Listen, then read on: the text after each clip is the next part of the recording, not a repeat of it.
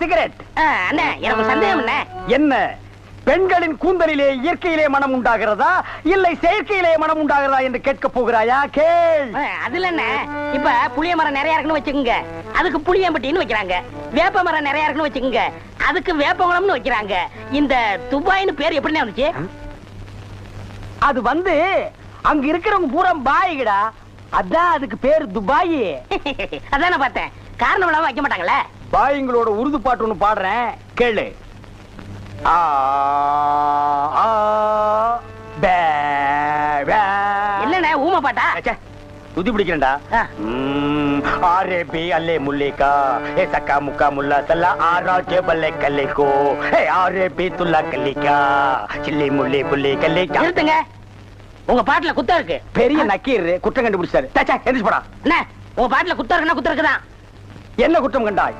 என்னுடைய பாட்டிலே